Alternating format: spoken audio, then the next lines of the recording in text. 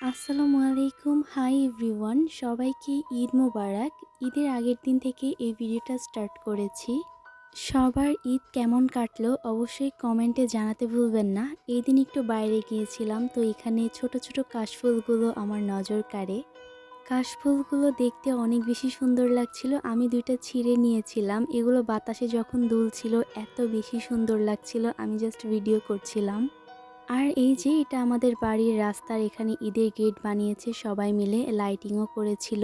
এখানে আমার স্টুডেন্টরা আমার কাছে মেহেন্দি দিতে এসেছিল, তো ওদের মেহেন্দি দেওয়া শেষে একটু ভিডিও করে নিয়েছিলাম। আমি জানি না কেমন হয়েছে ডিজাইন, বাট ওদের পছন্দ হয়েছিল। তারপরে এই তো এটা হচ্ছে ঈদের দিন সকালের ভিডিও।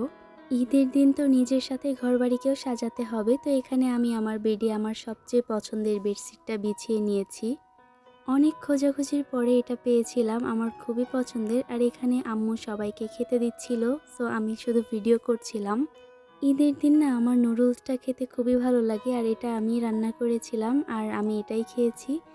এখন চলো তোমাদেরকে একটা স্পেশাল জিনিস দেখাই। এটা হচ্ছে আমার একটা স্টুডেন্ট আমাকে গিফট করেছে। ও আমাকে 10 টাকা সালামি দিয়েছে আর কার্ডে সুন্দর করে একটা ছড়া লিখেছে। বিষয়টা আমার কাছে খুবই প্রিটি লেগেছে, কারণ আমি অনেক দিন যাবৎ পড়াই, কেউ আমাকে এভাবে গিফট করেনি। তারপর সব কাজকাম শেষে এখানে আমি একটু রেডি হয়ে নিচ্ছিলাম, পিক তুলবো এই কারণে। আর এই নতুন ব্রেসলেটটা আমি পরে নিচ্ছিলাম। আমি আহামরি কিছু সাজবো না, আমার ভাই আছে সেই জন্য একটু ভাবলাম ছবি তুলে নিই। ও চলে গেলে আবার ছবি তুলতে খুব ঝামেলা হয়ে যায়। তোমরা যারা আমার ভিডিওটা ইউটিউব থেকে দেখছো সাবস্ক্রাইব করে দিও, ফেসবুক বা ইনস্টাগ্রাম থেকে দেখলে ফলো দিও, আর একটা লাইক দিতে ভুলো না। আসলে কোরবানির ঈদে তো সবাই অনেক বেশি বিজি থাকে, তো এই ব্যস্ততার মধ্যেও নিজেকে একটু সাজিয়েছি। আমার খুবই ভালো লাগে সাজতে।